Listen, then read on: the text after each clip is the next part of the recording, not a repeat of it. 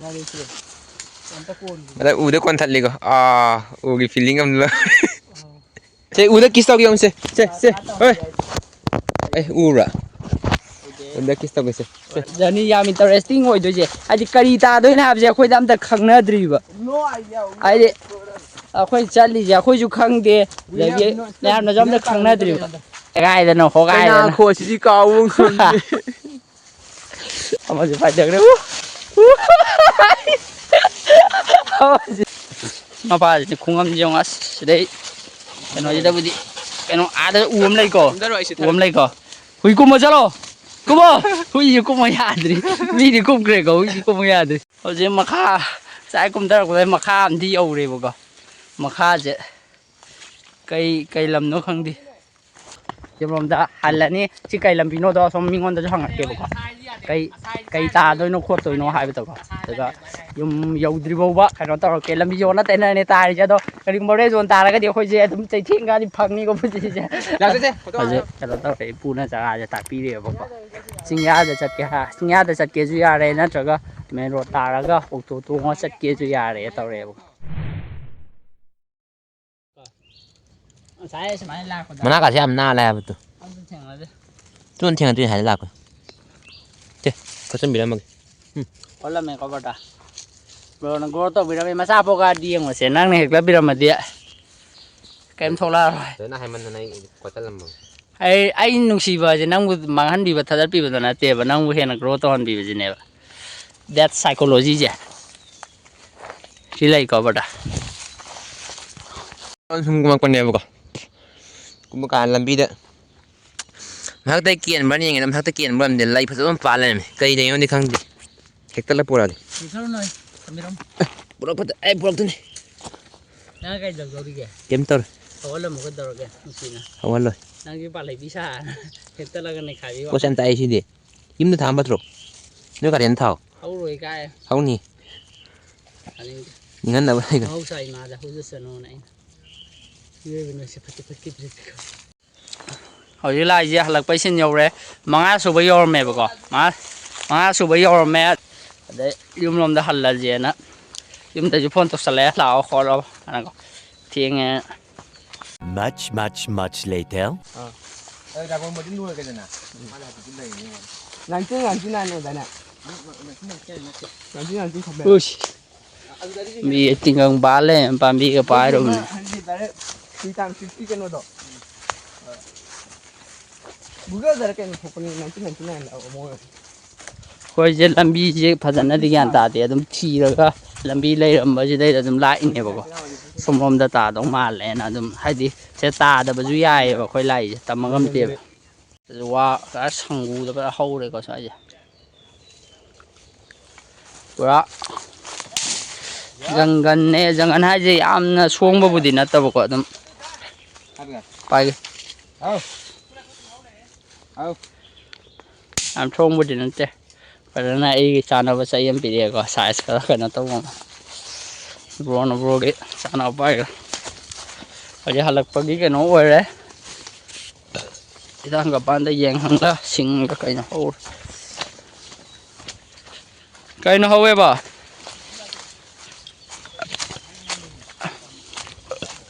हुई वाबदा लोय कइबा कमिंग कौगे तिंखुलाइखु बु कइनो मसा मा थे येंजरा मसा थिङै यौ निकुला कुजा लाइ तिङि केनो से के से यारो अदु यान कई दिसेनागेबा मकुल के खुट्टा सामान अचमसी कई दिसेनागे यौ हाइदि तुम लाइ नों खरमसिन वानदा मनम नमदरबा नमनमते कई मनम मुदि नुसी लाइ नों खरमदने लाइ पोते हाबना वाने तिंखुलाइ तिंखुलाइखु पाम्बी अमजु थेंनारिको फजना हौवे फजना कनो तौनको मपान मरें फना इंगा खोलै कोन हा तिंखुलाइ कराजि खुन माले संवान तेरा लाइ तिन चंग दे हिंखो पिखा फेरो होरे युम इमा लाइ तिन फत्ता चंग ध्यान में तिंखुलाइ मना से नै रो मखोक से नै रो सिसी था जु आइ कमाइना ए मसा थदि था बिरो ru अजे कोई ꯏꯅꯥꯎ ꯁꯥꯊꯧꯕ ꯑꯃꯗꯤ ꯍꯨꯏ ꯑꯗꯒꯤ ꯀꯔꯤꯒ ꯆꯦꯟꯊꯈ꯭ꯔꯦꯀꯣ ꯋꯥ ꯌꯥꯟꯊꯠꯂꯒ ꯋꯥꯟꯕ ꯂꯩꯔꯝꯃꯦ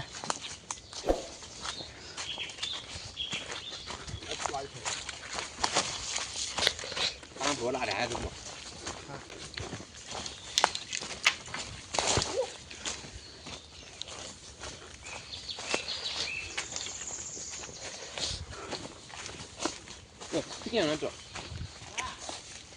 Dài. Qua mà nào. Đấy. Phải đem ra năng nắp đi không? Con cá mà nã cái hai dễ lệ cơ. Cây nữa. To em sang to. Em sang cái lõi trong khale. Chứ con hoa mà. Cái. Thì con cá mà nã này em biết. Ui su buồn rồi. Mà nông cây. Chứ bùa. Chứ mà mẹ em hôn này sai hả rồi. Ở đây còn nó hai năng nắp tí cả. Mà nằm đi nằm mì, mà nằm nhiều. Mà nằm đó sa đi gà bên này mà sa bên đó. Sa đi sau nó còn xì thôi. Ya mà xì rồi bây giờ coi tôi. Nắp tí mày còn cầm nắp tí này. Ôi sai. Mà nằm gì đó vậy? Khai đi nằm mì. Ôi, máy tạm này là mà nằm mấy con cá vậy. Chiều có con cá mà nay mà nằm đi nằm mì đó. Nát tí. Thì họ đi mang còn năm em mọi người xin lại hay dọn thật đều quay cờ tí đi như nào. Cái con cá mà nào kia. Brother. Thì xin ta ra vào phá đồng ăn thì bật. Con cá mà nay mà nằm đi nằm mì. Thật nhiều quá. Mà nằm chứ.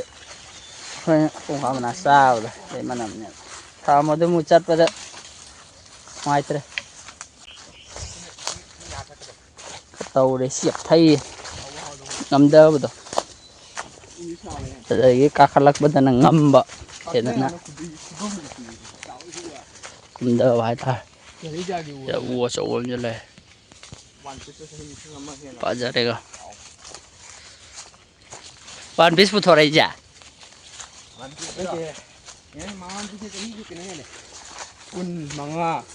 Chứ saya cũng có mà nam ăn đi đến.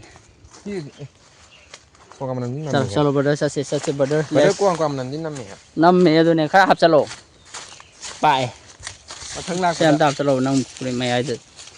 Tôi hấp bây giờ. Giờ Lại sáng đến bây giờ hấp đấy. lại sáng để bây giờ hấp đi. Tôi hấp đấy. Giờ xong yok salak vào xuống. Cái gì dùng xuống lên mèo xăm lấy yok cái gì yok. Học thế. Cái brother cái máy lại yang cái khó tâm đâu. Brother. Bây giờ bạc thơ bị. Chỉ thơ bị. Chỉ thơ bị. À. Sambray ai đây? Thôi sambray anh ấy càng này vậy. Bây giờ lại amana rõ chuyện nhân cái khai cơ.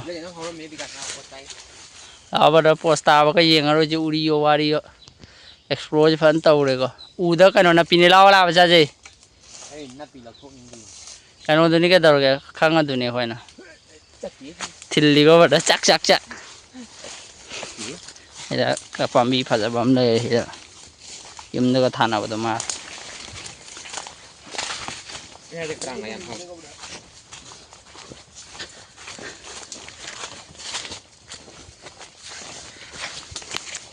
Uja mong ta là hậu vợ lấy cơ, em na hậu vợ. Long time wish mà phun khí tôi đã tới ngày chơi cơ. Cái biển này cái mà này biển này cái cá nó phô đều nhân ngoài. Cái cá nó phô ra mới được. Cũng phải làm ăn chứ cơ. Rồi bây giờ sinh giảm biển à, anh thấy cái phò khăn tôi xuống phao rồi cái lạc với ít thịt rồi. Chỉ phăng mấy mông đây này cơ, rồi nè. Nông ai bấm phao vậy nè cơ. Ai thì biển là cá vậy.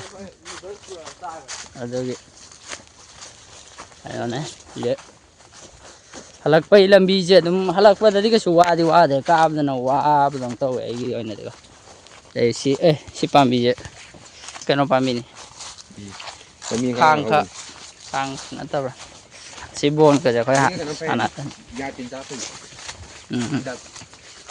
kha bi intro chai thong wa muk tok sat le halak pai lambi je pura no ne ha na halak pa lambi na ti ko kai khun ta doi no Ngasi je luang sa. Asom Menteri Bukit. Menteri Bukit luang sang monta tu mah. Tare nate. Tarai nate. Tinggang pambi awang ko chap yung ni ko. Maje kai no dong to we. Ngang pan Maje kai au u ma tang lo kai ba. uning thau Ning thau na kang don kai ga sa ba de. tik Trời tik pambi dong to ko sip no quang na. Ho le ga.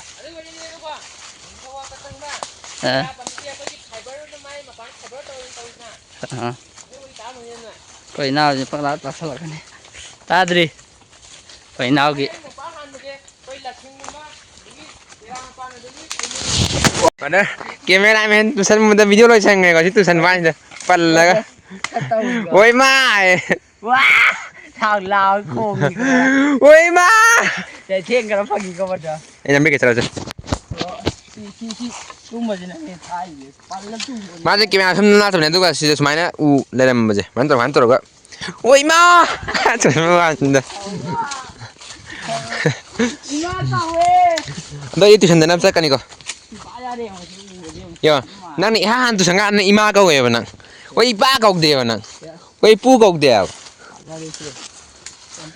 ada u de kon thali ko u ki feeling am lo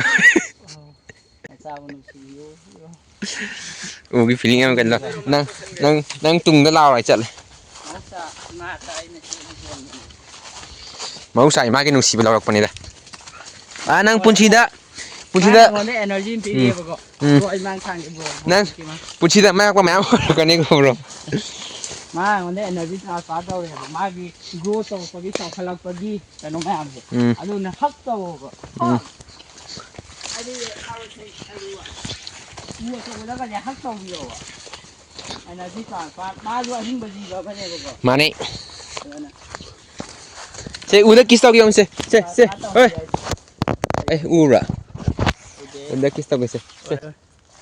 Kisah sih. Ini sudah lap tu ni boleh je. Lap tu mana? That's feeling. That's the feeling you will get man. You touch the actually nale si uji dia. Kayu pada kayu tu nale. Adik tang cum mewan. Wah sih. Dia kata we kau pada. Mana nang ne sargi phasa wa nang yeng de khang ko nang yeng khang kan.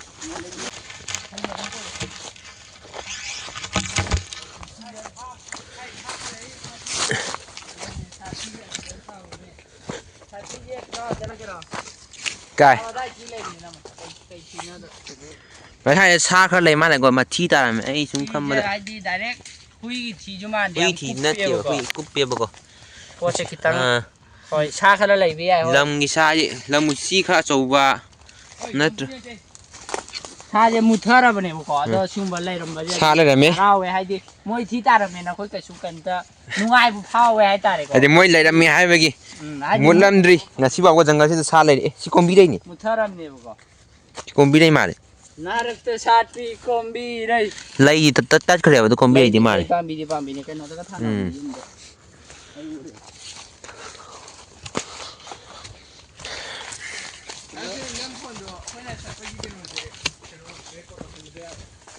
ha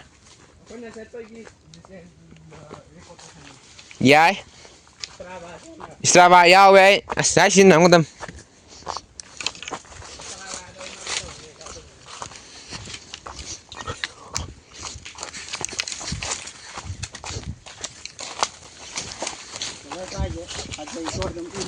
masa hawe ini apa internet itu kok masal lagi kita ngapain ini kaje dia masa tai kok coi là chim đã sinh chỉ và sật vào cái này các bạn nè, uji ăn thất phân là tao hay đi uống không có smile taram bây giờ này có phải phun là cái bún là cái phù là cái mẹ ăn là cái bắt đầu rồi, ai ngasi lagi sada ana bayar papan ma kem le rồi pun sigi tak apa nungai matang tengah ni mà tao phải transfer tao lên lấy rồi bên negative energy negative thought mẹ ăn tao có mau sai mà rồi nó phải cái thâu gray sao gì cũng hành được cái coi anh đâu có positive coi có wakal positive coi energy cái lối nữa nè pun sigi mang lom ta sang cái là ni có coi mà nó lối nè nó xa coi cái đâm mắc lấy rồi mà cái đâm mắc lộc sân bí cái nó đó xuống chỉ để cái bún chỉ dạo qua bè rồi, ép bè rồi, ana bè rồi, cái bún chỉ đã phát tao khăng khăng rồi, cái này cái chút thôi thôi rồi nó xài thô mang đấy, positive ไม่เอาเนาะโยมาว่าไอ้ผู้สิโรคงานแต่งงานกันแต่ว่าเขาบอกงานแต่งงานเขาแต่ว่าต้องมาปุ่นสีมั่งเลยนะหิงอันนี้ไอ้ผู้สิเท่าจิกว่าเขาเป็นทันละกันนี่ yes brother สิกินดำบอก yeah อีมาอะไรบ้างกินดำบอกอีมากินดำบอก khulima kidamak ano tik mai pak pagi lambi tu dai thek na min ar si ko ไม่ปากกินดำบีของข้าเลยค่อย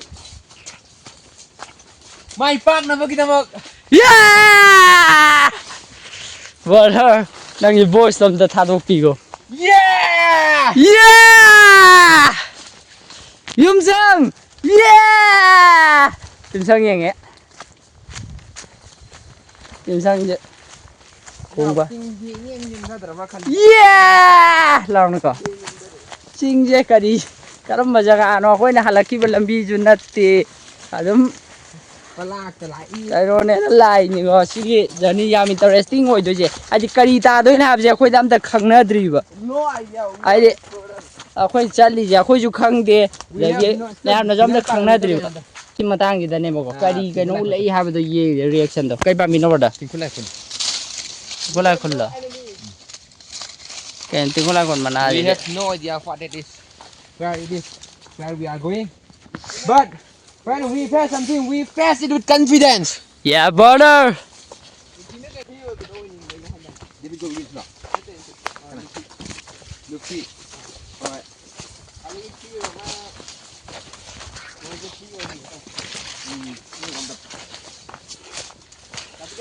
Hả? You become free. Adi, king of the parasol, di mo onda, gamna tinggi jam sudah, sudah betul sudah rồi. Ada mas ini kum satu dia. Thấy kiểu nó tà đấy. Lại vẫn phải.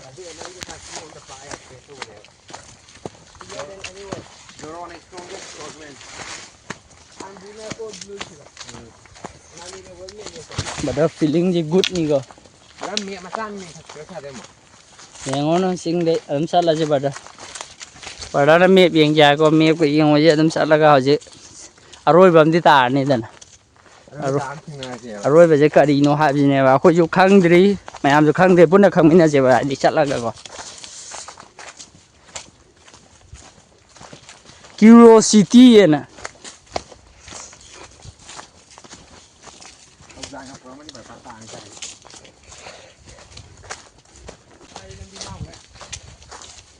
Lambi lấy với cái em.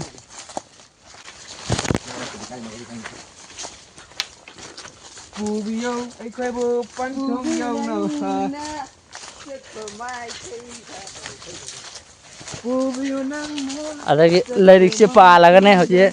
They singer होगा ये में. Nanti.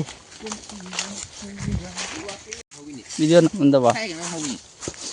Kalau pada yang jalan roy, jalan bayi roy, kenai roy, mau saya mau pun nang.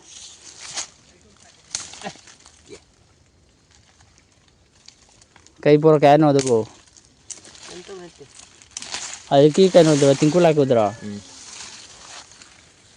Padahal na tingkulah ku ada, tingkulah ku dah tidak.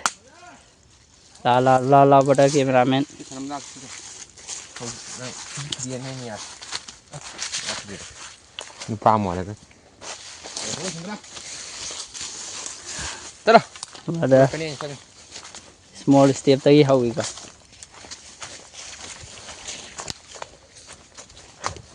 Saya seru yok sale.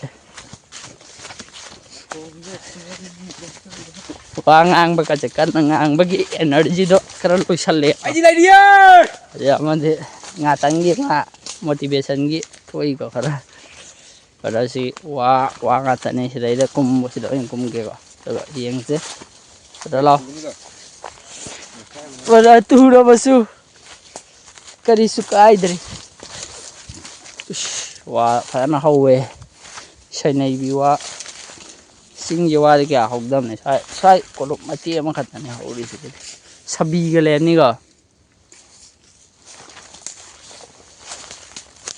Wah. Mama nak ni di mana ni asal ni. Sabi ra ba? Ai sa. How mahal di khara di kau re kha cái nó tàu đi ngada. Class 3 4 ở đây sao? Berarti lupa tengah tu bibak muk tu ngalari aro sini nak biji. Kelong. Wadah kian di katar ke wadah. Berbaca dah. Bro kita tahu brand college tu tong jauh aja bro. Apa itu? Cing dalam sana dia. Isok. Aja pada cengjan ke. Ngan ni ada ya. Saya kui pai baji betul ke. Yo. Ni ambil konten si putari bo. Ah, ini hujung mau ingat ni ada ke. Kan ada. Kan ada. Kong ada. Dah asyik sangat.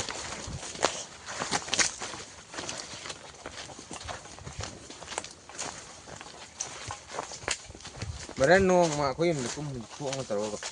Nanti jangan cat lagi. Kong na. Ya betul subscribe ka. Hujung catu je. Challenge video ni betul ada deh. Hari kong cat pagi kenor. Si pambi discovery ni. Padi padi kau tu layu ini kau yang dah thana betul malah ka. Tinggal yang sang paling dia. Hui si jual ada hujung. Tinggal orang teh kita lebih kasih macam tu. Noi dari sasta udah. Semai natang. Ya, kile. Tille pada. Ayo tinggal na. Tille kau pada. Tinggal tin muka ini pada. So tin lain tin awang atan. Ada. Brother fucking brother. Chala pada. Pada don't focus on that. Focus on goal, not all. Oh macam ni yang mana pada. Chala pada. Ada semana. Aje. Enjoy tahu je. Pada kena tahu mereka. Pada salan mereka. Aja. Tinggal net tille na patah ke tahu net patah ni. Aja. Jadi pacar iko, ya liko. Tahu. Ting. Ayo, sekarang ni dia. Rang ke sekai bini he.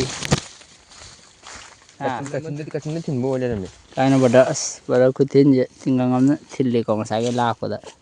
Kau sekai ro no dum katang yeng ro no ke dok mabo ignore dok ro pada.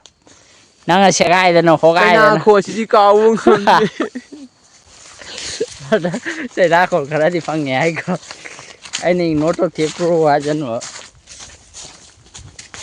Mabo mirai big crossing.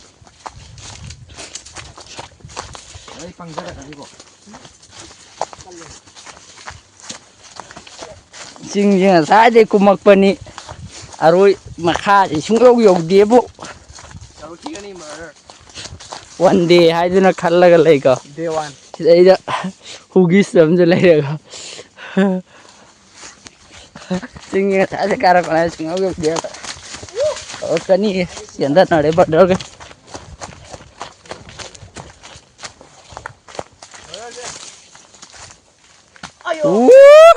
Kalle aja tu dia. Kang mana ka? Super. Aja saya tiap kau deh ka. Muband deh kalle ko. Salah pada. Iman deh kau. Pena kita pangga. Mi je kalau grow tahu ya ko. Pada sitai ko aja. Pada sitai ko aja. Sit kidre ko pada sus ya tang muni na ko sitai ya tahu ya. Kata ore. Ada komedi ke kira gaya bro komedi kira hai bagai apa kira when did bro ke Kas. childhood 1 2 3 kau deh. Kini hore. nahi re bata kanan tambi ke bata Gini, mana pun mau tambi. mana pun mau tambi Kalau dari matang. Skill ni am tambi. Mana buat ni pun betul. society dan sakal lagi aja mana apa nak kau di kau lau mas kadang siandar kan mayam jenis tadi research tahu nama kan wana reka tapi jenis bikom research tahu jenis zoology botany zoology botany ada taran sa kada bom zulai sang taro fucking jumping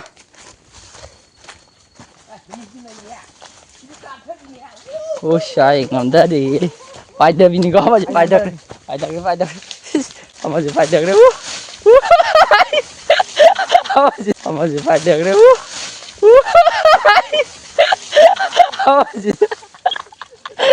apa spider re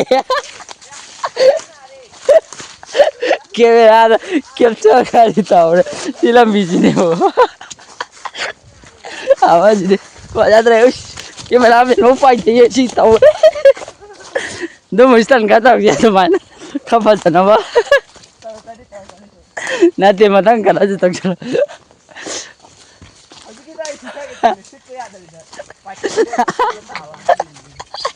Taruh, enggak kalau lu.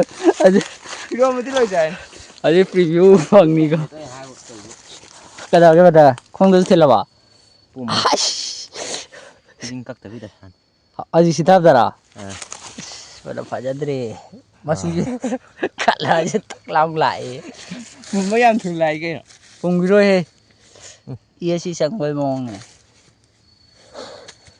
ए खाना नागरे आई कनो तो इन खोम से तुंग ने के साम का हे ना दे मतोन जिना thin रे con em gì cái đóng tàu đấy này gì vậy đó ai cái gì tôi xem được không rồi rồi mà họ gì nán đập rồi nán đập rồi cái đó nán đập đâu mà chụp cái nó tàu đấy gì đó họ gì cái nán đập với tận nó cho tàu đấy không rồi về gặp tàu đi cái xoay tàu thì nó ngay từ bên lấy ai không mà tuôn gì nó cái nó tàu đấy vậy bữa nay thì đi từ đầu tàu đúng không bữa nào đâu vậy khi tăng alert tới cái nó tao bị phải có mà nó ai đấy don't try it ho hey u xin lấy cho một đứa sang từ bây giờ cái nó tao cái bây hành dân cái bây giờ giao lao nè xuống này sai tàu thôi chứ hậu đây mới được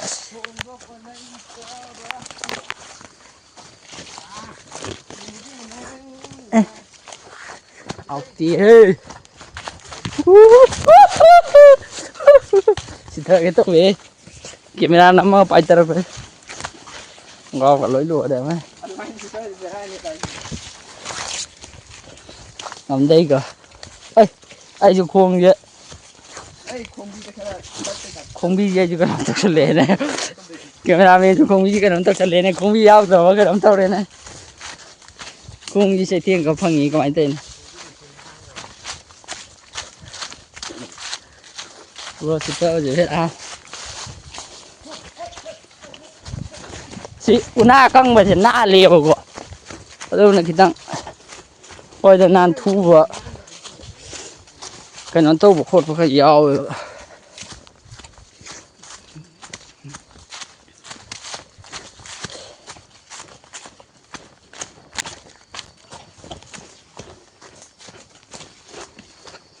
bạc thơ là gì cả đấy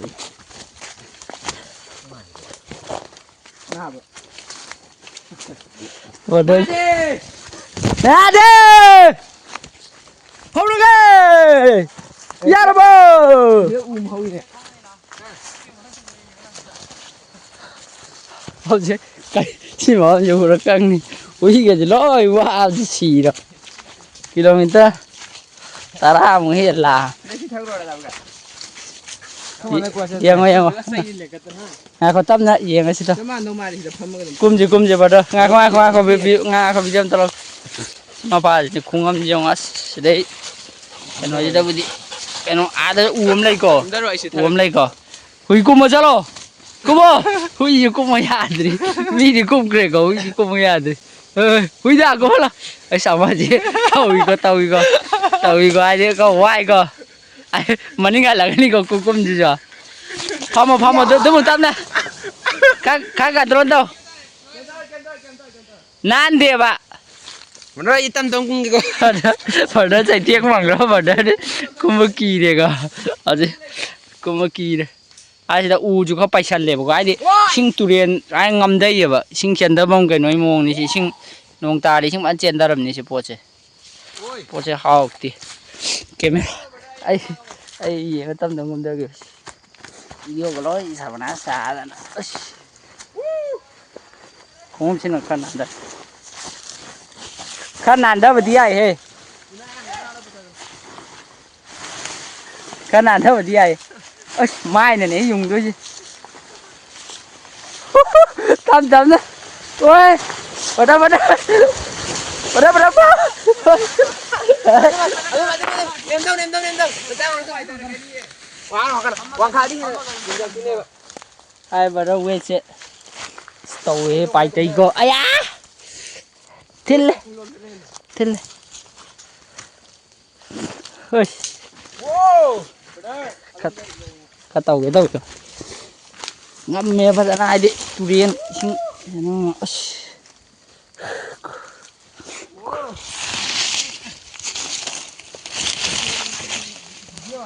hồi giờ mà kha sai cũng đã rồi mà kha đi âu rồi bố mà kha chứ cây lầm nó không đi ui nà lì jaga cái nôm đây cũng đã cũng chừng nó mà ngã này vào đấy lầm chứ cũng đã đấy coi giá thằng mấy bên này coi hành thôi giờ được cái lầm môn ta xin lấy đây nè chừng đây cũng đã cũng là bút làm hàng ta đấy thì làm bi dài đi chừng cái nhà mình là làm bi cái rôm đó sao tụi nó gian ta salak tre vào coi cho xoay nal thì nó dần gần nắm tay nè bé ra sai làm bút làm hàng không ta vào ngày trái cũng bây giờ mà cũng mà cậu thầm đang làm bi cái nổ hay không đang làm bi cái nổ xe ngang cái nó hui dưa cái gì chứ có trên trang phù này mà thôi là bút làm hàng chẳng khăn đập ta đeo chứ hẳn thôi thằng mấy bần này cái nào vậy hẳn đấy hui cái gì wow cái gì đấy là cũng đôi gì trong ngắm mì con gì phải ngắm tao một thua nào nó bắt đầu đây một thua cái đầu đấy bắt đầu chính cả chính đây là tu và đã đi và con cá tuê cả trái tiền cá vàng gì cả phụ định có lấy chữ khai đó đây là phụ lấy chữ khai bạn nắm cái nào nắm phụ chữ khai bạn nắm cái nào vào đây không chính nung gà sẽ có loại đông ăn hay thằng nào ai vừa chấp nhận đã làm rồi kìa rồi chữ khai ai nữa cái lấy dao con chơi chừng cây nó chai gì mình đi bukit rom này siya som panes si đây này cũng đã rồi chứ lấy xin ngay khoan xin tập này mình xin rồi sẽ lấy xong làm rồi làm bị chập phàm ta này đây cái cũng đã làm hàng ta là thì ai vô là mấy hàng đi xong cái này thôi đi xong này còn lắm ở đây cây phà mà nó phà thì nó phi gì coi phút giờ rồi làm photo làm cái nào thì ta đây cơ group photo am chơi được thằng yum rom da halani silam bi da chala gi yeng he ko koi an da thang mai ban da ne không bị cá ti ka so yum di han da ba di hai gi sang rồi na ko yum da le ko yum rom da halani chi kai lam bi no da som mingon da hang ke ko kai ta doi no kho toi no hai ba to ko da yum yau dri bo ba kai no ta ke lam bi yo na te na ne ta ri ja do kai kum re zon ta ra ga de khoi je dum chai thing ga di phang ni ko pu ji je la se photo am thang mai ban sing ne ke su ke no gi de du kum bai di lai te ko ya le se photo am da ka pe ka re si kai pha je hui pul la ga tome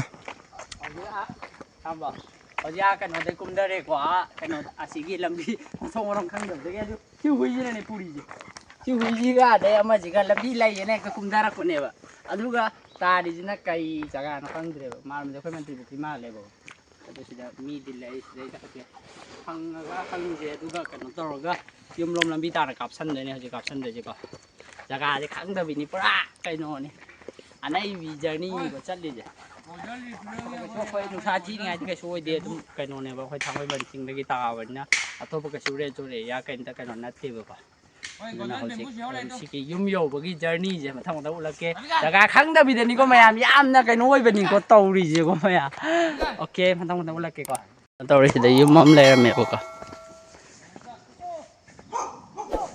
ꯌꯨꯝ ꯑꯃ ꯂꯩꯔꯝꯃꯦꯗ ꯆꯪꯉꯒ ꯍꯨꯏ ꯍꯥꯏꯁꯤ ꯏꯁꯤꯡ ꯊꯛꯅꯤꯡꯉꯦꯕꯀꯣ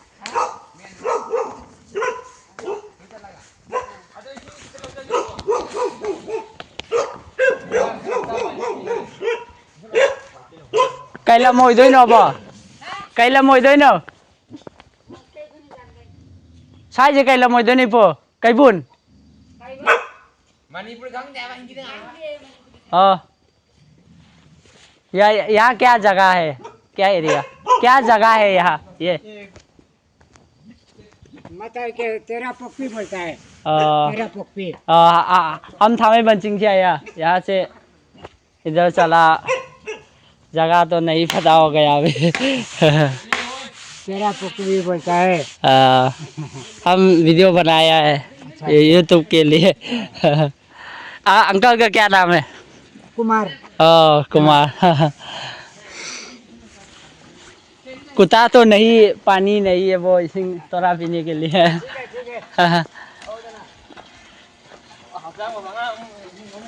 अजय सिंह यहाँ पर no में अजय सिंह क्या हम कहा लम्बा सुन दे सिंह बातिन बातिन नो वाले अजय का साइज का नो ने तेरा बाजार ने हरे को का नो ना मैं अंकल हम ने को अजय सिंह थाई को हुई है सिंह भजन थाई गोजिला ट्रेनिंग याउदने दुगी गोजिला थाखाय का दौने ना आईडीसी मही मताई यावम बे आइबो को नंगी बॉडी जिना फाइट तौदोइनेबा हाइदे एगी बॉडी एंटी होई सनबो नुपा होई फन थाखाय रि को मा फंगा हिंग खनो होई जिम त पेना बिथको सेदु मोइ पाइ सिनो था अजे हुई जु थाय हुई त नतना मी जु थकनी को हजे यम को गोजिला ट्रेनिंग यावगदबा कोइ नाव अमगो अमादे फेस वाश तौगरे फेस वाश तौरक्तबने मा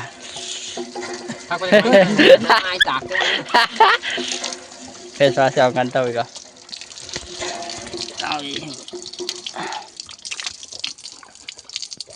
antai bas pagi oksin ngum lo chin thang to gad mokong ka to lo ne antak sen ko ina ina ai ko ram kha thwa je ko ina am je thak to re hai di su kai no lai tie bo ko laina ne yom ne ko le to ra re yom le te je ko ina mo je ko takai de as kai no sa re phang cha ri kai no je mo si bottle sai mo le ku chi de bottle sai sing khai yom pu sing yam ngoi sing yam haw ma sa khoi botan yaw de de sing yam tum me apu le ya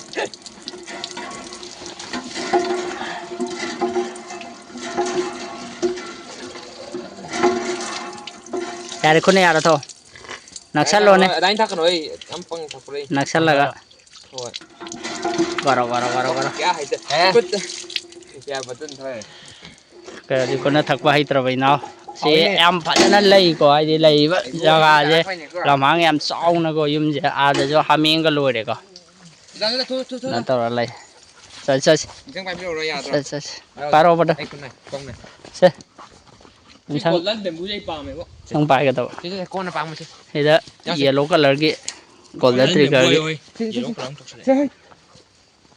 golden ने aunty या तो मैं bye गया video okay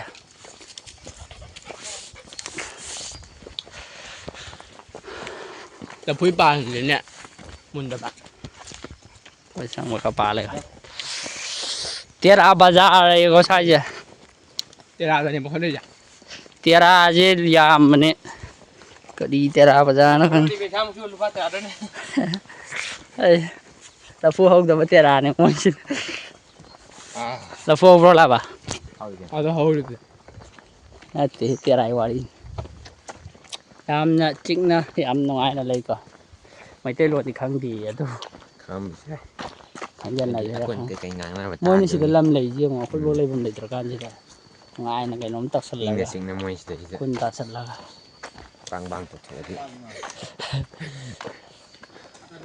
ha aje halak si lami je si koina si ꯑꯁꯣꯝꯂꯣꯝ ꯂꯩꯔꯦꯕꯀꯣ ꯑꯁꯣꯝꯂꯣꯝ ꯀꯨꯝꯊꯔꯦ ꯑꯗꯒꯤ ꯁꯤꯒꯤ ꯆꯠꯂꯤꯕ ꯂꯝꯕꯤꯁꯤꯗꯒꯤꯅꯦ ꯃꯦꯟ road ꯇꯥꯗꯣꯏꯁꯦꯀꯣ ꯁꯤꯗꯩ ꯁꯨꯝ ꯆꯠꯂꯒ ꯃꯦꯟ ꯔꯣꯗ ꯇꯥꯕꯒꯤ ꯀꯩꯅꯣꯗꯣ ꯌꯦꯡꯁꯤꯀꯣ ꯀꯃꯥꯏꯅ ꯇꯧꯏ ꯈꯣꯠꯂꯦ ꯍꯥꯏꯕꯗꯣ ꯏꯃꯥ ꯐꯣꯟ ꯇꯧꯔꯛꯑꯦ ꯑꯩꯈꯣꯏ ꯏꯃꯥ ꯃꯦꯟ ꯔꯣꯗ ꯌꯧꯗ꯭ꯔꯤ ꯃꯦꯟ ꯔꯣꯗ ꯌꯧꯗ꯭ꯔꯤꯌꯦ ꯃꯦꯟ ꯔꯣꯗꯇꯩ ꯂꯥꯛꯑꯅꯤ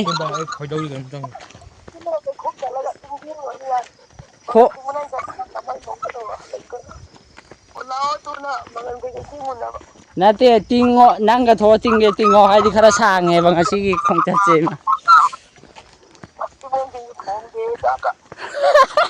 ꯅꯠꯇꯤꯕꯣꯡ ꯆꯥꯛ ꯊꯣꯡꯗꯦ ꯀꯔꯤꯒꯤꯅꯣ ꯏꯃꯥ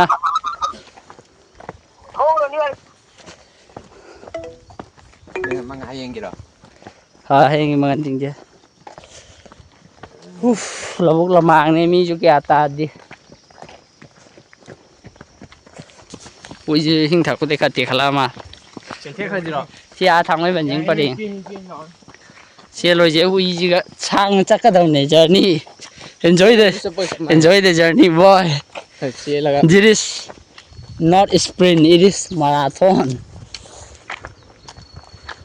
ꯃꯤ ꯑꯃꯗꯤ ꯊꯧꯔꯛꯑꯦꯀꯣ ꯉꯁꯥꯏꯗꯩ ꯂꯥꯛꯄꯁꯤꯗꯩꯗ ꯃꯤ ꯑꯃꯗꯤ ꯊꯧꯔꯛꯑꯦ ꯉꯁꯥꯏ ꯃꯤ ꯑꯃꯇ ꯂꯥꯛꯇꯕ ꯐꯥꯏꯅꯦꯜꯂꯤ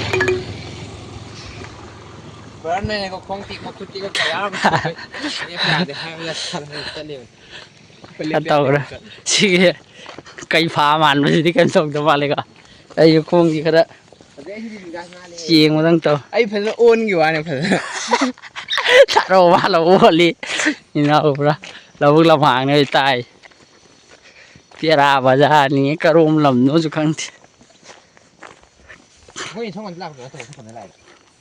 ꯐꯖꯔꯦꯀꯣ ꯆꯤꯡꯗꯩ ꯀꯨꯝꯊꯔꯛꯑꯒ ꯂꯧꯕꯨꯛ ꯂꯝꯍꯥꯡ ꯑꯃ ꯇꯥꯔꯦ ꯍꯧꯖꯤꯛ ꯃꯦꯟ ꯔꯣꯗ ꯇꯥꯅꯕ ꯂꯥꯛꯏꯀꯣ ꯂꯧꯕꯨꯛ ꯂꯝꯍꯥꯡꯁꯦ ꯑꯗꯨꯝ ꯐꯖꯩ ꯌꯥꯝ ꯊꯤꯅ ꯐꯖꯔꯦ ꯚ꯭ꯌꯨꯁꯦ ꯁꯣꯝ ꯆꯤꯡ ꯃꯈꯥꯔꯣꯝꯅꯦꯕꯀꯣ ꯐꯖꯕꯗꯤ ꯌꯥꯝ ꯐꯖꯔꯦ ꯎꯠꯂꯛꯀꯦꯀꯣ ꯑꯗꯨꯝ ꯃꯌꯥꯝꯁꯨ ꯂꯥꯛꯑꯦ ꯁꯤ ꯁꯤ ꯃꯊꯛꯁꯤꯔꯣ ꯑꯩꯈꯣꯏ ꯁꯤ ꯆꯤꯡꯁꯤ ꯃꯥꯟꯗꯦꯗ ꯑꯩꯈꯣꯏ ꯀꯥꯏꯗ ꯃꯥꯟꯕꯗꯤ ꯃꯥꯟꯗ꯭ꯔꯦ ꯀꯩꯅꯣꯗꯤ ꯐꯖꯔꯦꯀꯣ ꯑꯩꯈꯣꯏ ꯂꯥꯛꯏꯁꯦ ꯁꯤꯗꯩ ꯂꯥꯛꯏꯅꯦꯀꯣ ꯂꯥꯛꯏꯁꯦ ꯁꯨꯝ ꯂꯥꯛꯄꯗꯨꯅ ꯍꯧꯖꯤꯛ ꯑꯗꯨꯝ ꯀꯩꯅꯣꯁꯦ ꯈꯔꯗꯤ ꯋꯥꯠꯂꯦ ꯃꯦꯟ ꯔꯣꯗ ꯌꯧꯗꯕꯀꯣ ꯁꯨꯃꯥꯏꯅ ꯂꯧꯕꯨꯛ ꯂꯝꯍꯥꯡꯁꯦ ꯁꯨꯃꯥꯏꯅ ꯂꯩ ꯆꯔꯨꯒꯁꯦ ꯂꯩꯀꯣ ꯆꯔꯨꯒꯁꯦ ꯎ ꯐꯪꯗꯕꯅꯤ ꯊꯥꯡꯃꯩꯕꯟ ꯁ꯭ꯋꯥꯏꯗ ꯆꯔꯨꯒ ꯂꯩꯗꯅ ꯌꯥꯝꯅ ꯐꯖꯅ ꯀꯩꯅꯣ ꯇꯧꯔ ꯂꯩꯔꯦꯀꯣ ꯑꯗꯩ ꯁꯤ ꯆꯤꯡꯌꯥ ꯃꯈꯥ ꯆꯤꯡꯁꯦ ꯐꯖꯅ ꯁꯣꯡꯉꯦ ꯎ ꯋꯥꯁꯦ ꯀꯌꯥ ꯀꯣꯛꯇꯦꯀꯣ ꯌꯥꯝ ꯅꯥꯟꯅ ꯐꯣꯔꯦꯁꯁꯦ ꯀꯜꯂꯒ ꯂꯩꯀꯣ ꯐꯗꯤ ꯐꯖꯩꯀꯣ ꯐꯖꯅ ꯌꯦꯡꯕꯗ ꯃꯤꯠꯁꯦ ꯁ꯭ꯋꯥꯏꯗꯁꯨ ꯑꯁꯣꯡ ꯑꯁꯣꯡꯕ ꯖꯒꯥ ꯃꯌꯥꯝ ꯂꯩꯇ ꯎꯏꯁꯦ ꯑꯁꯣꯡ ꯑꯁꯣꯡꯕ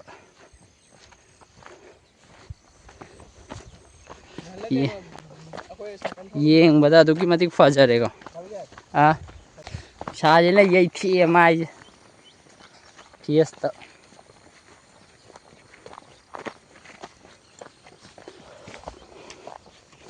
ꯑꯩ ꯑꯍꯟꯈꯩꯗꯣ ꯚꯤꯗꯤꯑꯣ ꯅꯝꯁꯤꯜꯂꯝꯗꯧ ꯚꯤꯗꯤꯑꯣ ꯈꯔ ꯅꯝꯁꯤꯟꯈꯤꯗ꯭ꯔꯦ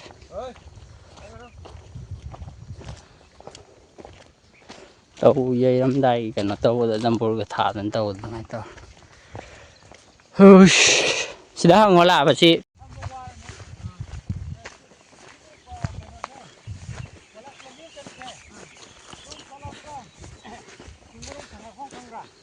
ꯈꯪꯉꯦ ꯑꯗꯨ ꯁꯨꯝ ꯆꯠꯀꯦꯔꯥ ꯅꯠꯇ꯭ꯔꯒ ꯑꯩꯈꯣꯏ ꯑꯥꯗꯩ ꯆꯤꯡꯃꯩ ꯇꯥꯔꯛꯏꯁꯦ ꯑꯃꯨꯛ ꯂꯝꯈꯥꯏ ꯇꯥꯔꯒ ꯑꯣꯛꯇꯣ ꯇꯣꯡꯉ ꯆꯠꯂꯁꯨ ꯌꯥꯔꯦ ꯅꯣꯏꯅ ꯈꯣꯡ ꯆꯠꯀꯦ ꯍꯥꯏꯔꯒꯗꯤ ꯆꯤꯡꯌꯥꯗ ꯑꯗꯨꯝ ꯆꯠꯈꯤ ꯌꯥꯅꯤ ꯁ꯭ꯋꯥꯏꯁꯦ ꯀꯩ ꯃꯤꯡ ꯀꯧꯗꯣꯏꯅꯦꯕ ꯀꯩ ꯃꯤꯡ ꯀꯧꯗꯣꯏꯅꯣ ꯁ꯭ꯋꯥꯏꯁꯤꯔꯣ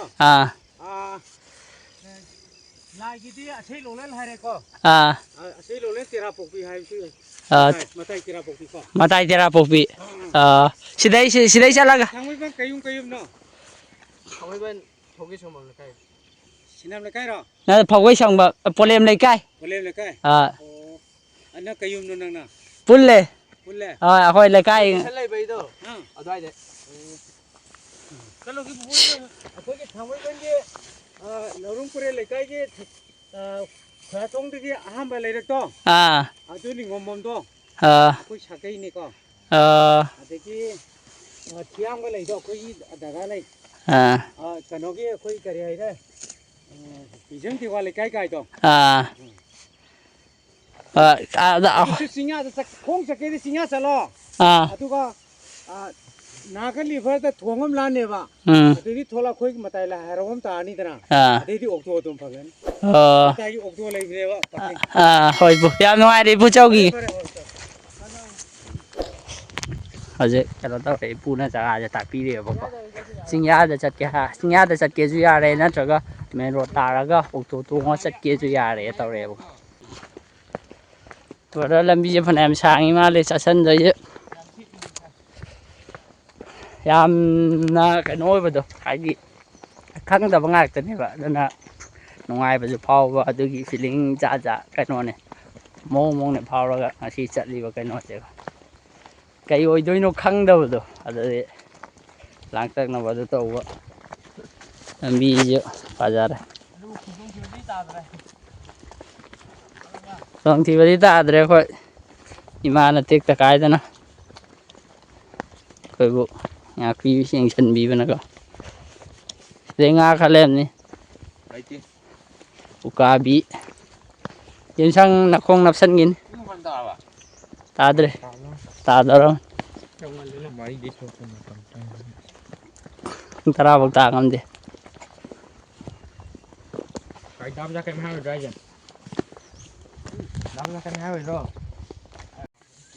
ꯁꯨꯝ ꯂꯥꯛꯄꯅꯦ ꯁꯨꯝ ꯐꯥꯝ ꯃꯆꯥ ꯌꯥꯝꯅ ꯐꯖꯅ ꯂꯩꯕ ꯑꯃ ꯂꯩ ꯃꯦꯟ ꯔꯣꯗꯁꯤ ꯇꯥꯗꯦ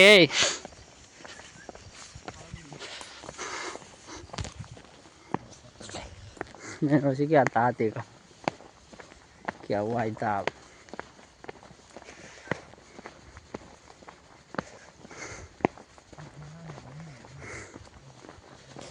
khôi sắt tới à đâm nó sum chali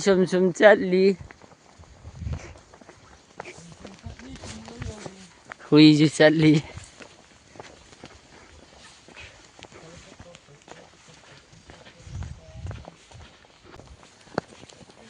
aje adam cái nó sinh gi saruk lôi salak to ma le ga sai da ko la khara u dor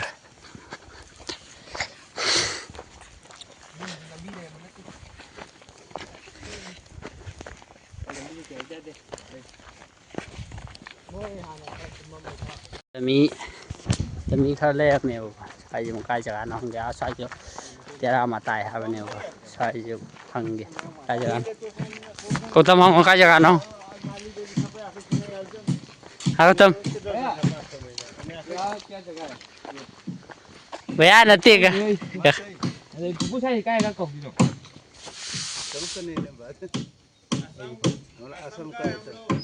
rồi Hindi नहीं हिंदी समझता है हिंदी समझता है यहाँ जगह का नाम क्या है तो मताई नहीं मताई तेरा हम लोग यहाँ चिंग से आया सीधा जाके मेन रोड मिलेगा उधर आके यहाँ इसलिए यहाँ लंबी से लंबी है अपने हिंदी तो जो सड़क कैमरा खाना खा लिया uncle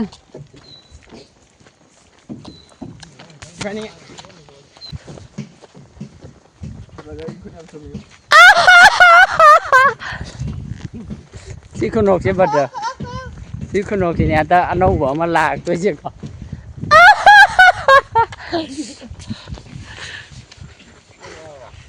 nó sẽ là bật đó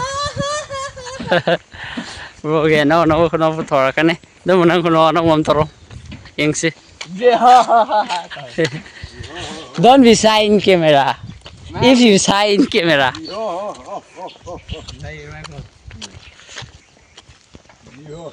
khai zoom tay tera oi ai go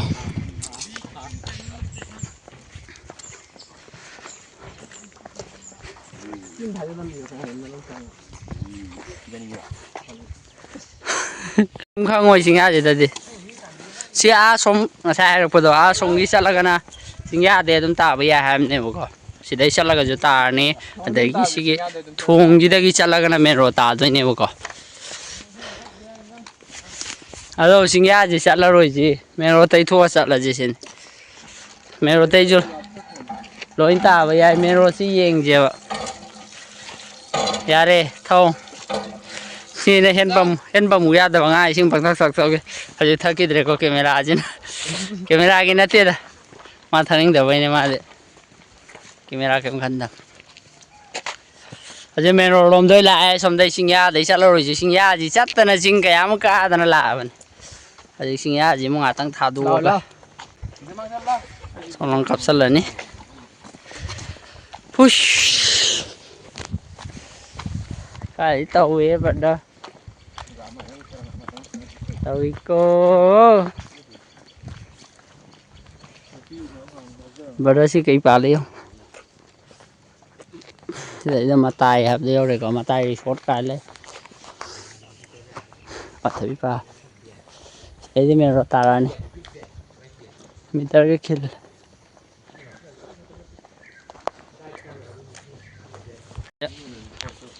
Sum lại xin luang sang mầm ghi school lấy về tụi mình kìa dạ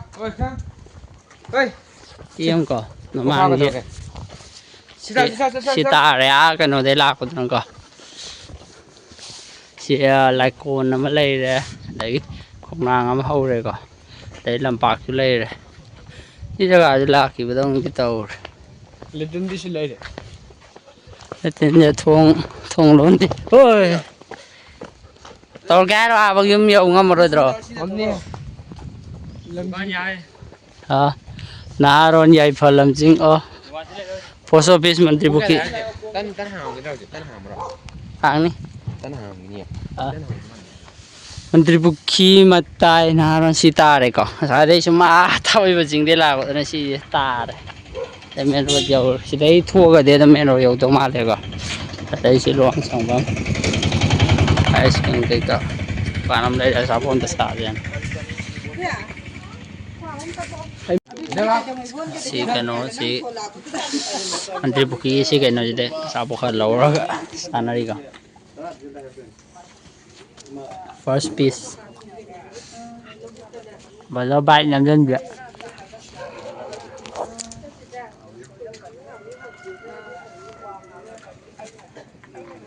anh nói rồi tao xin yang itu enggak ai chụp cái tàu lên thôi thôi thôi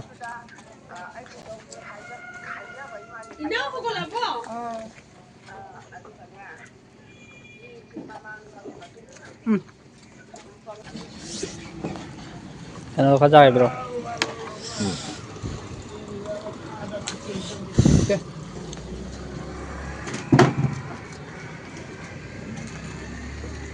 Chơi rồi.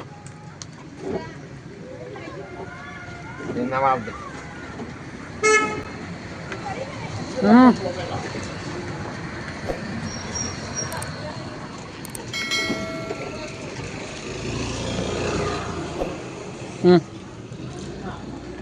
Anh ấy lấy cái gì vậy nào? Có gì vậy? Lao ra cho. Thế này. Tôi muốn xin tao phần tôm. Không chẳng rồi rồi. Hả? Phải không?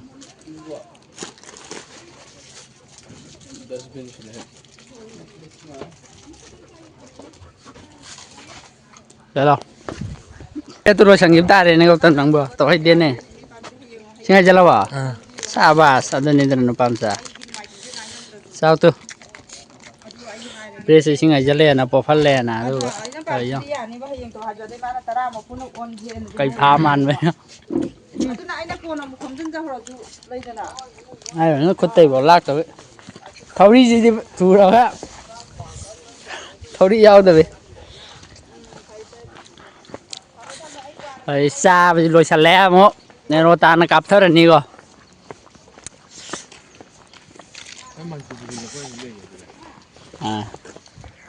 Nên nó ta nó cặp thớt rồi đi. Dùng xăng dù xa rồi. Rồi bà tí khá ra dỡ. Lupa umdra cái xa rồi. Umdra xa đi à. Xì đâu đấy còn ra. Xì rồi.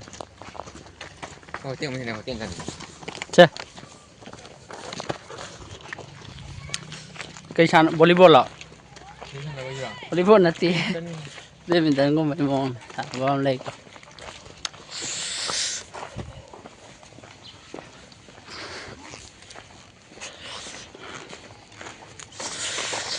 mero tan asi lambi de la ni duga a somlom hai do ga mero tan chat tu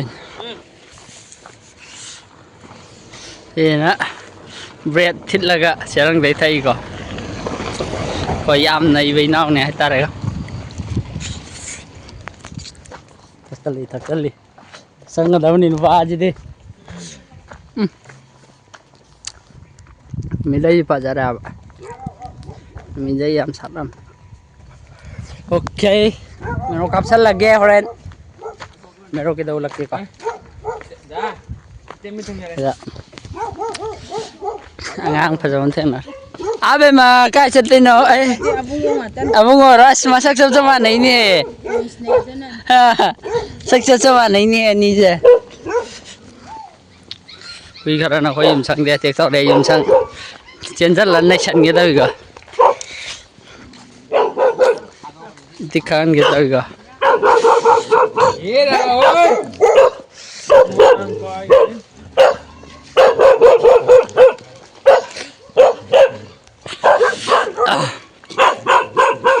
rồi sẽ dầu ní ta hay xuống dầu đi đó ta này coi đi vô dầu đi nè rồi thì đó sân nó vô nào đâu phải nè rồi thì đó sân nó vô nào đâu phải wow nè rồi tới dầu giờ gì xa dữ xa cay mà trong quy ra cái tung đó có main road dâu đây có mà mang ra main road lấy đây có mà trong quy ra cái tung đó ai ta mà trong quy ra cái tung đó main road finally main road dọc sắt lấy có mà sai đi lạc cái mà lạc à main road sẽ lấy đây khám bấm lòng khai bà ra làm thôi chứ đâu khám bấm lòng khai bà ra cả tấm hạt đấy là hàng ai hay dần là gì à đấy tập phát lộ Continue on National Highway 2. gari bu tập phát lộ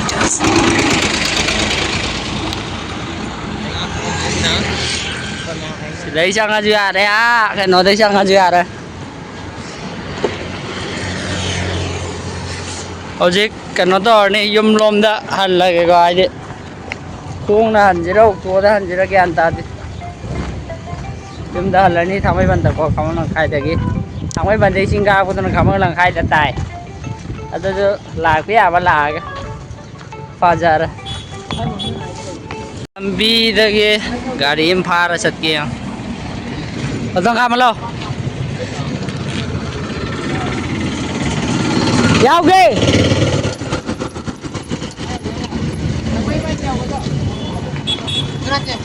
cả ha sai bộ cái giao ghê cái à cũng làm ba bộ giao chứ cái nào cũng làm ba bộ maning din na ba kaya mang ga hui du ga la ba hui di tung ya do si tung a kaya ai di cái nó này ba sing mai rong này ba khumara ba ai je ta ba ne yang to ga da bro ang to ga da bro ang ra ale nó có nó không có man không được cho đâu cho xuống la vậy sao im sang sao bây giờ đi pha đây đi đây tuồng nó bắt đầu đi cơ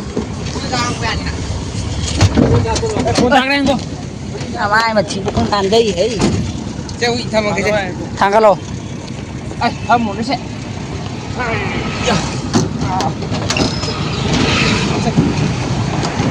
dạ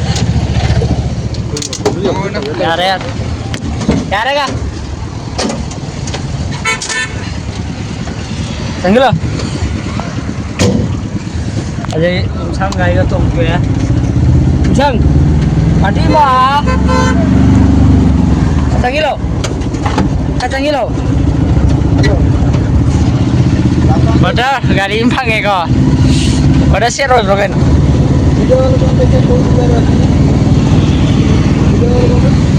Totam sida tunga siya eh.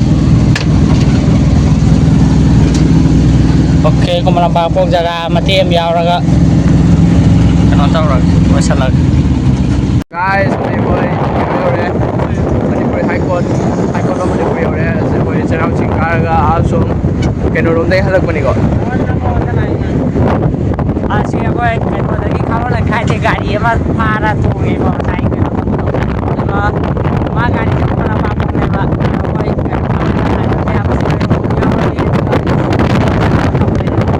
Asal kong tak kaya ni sih.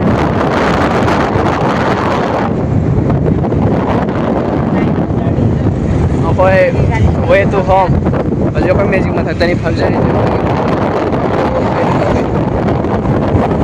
अखोई Johnny ने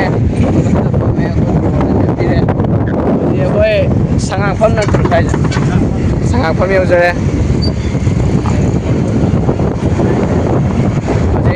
अखोई yum दायक ममु नमजरा के brother Ada finally sama banyak mereka. Yum yok sana lagi. โครงทางมาทอกจะเร Kaya selalu betul tu ko. Yum sana lagi. ไปด้วยบ้าง Dah kita lusan lagi ko. Yum sana lagi ya. Dewa mana ber. Yum sana ni. Ah. Meter 30 ya betul. ที่ดีมากเลย Kuila sa tanah kota na tauris. Yung kapsan na lagi haji ware bago. Okay, lo sa lagay nga sige video si Digo singga pag vlog si De sumdaw na. May am video sibo. Light to biro mo ko. Share lo sinjar ke.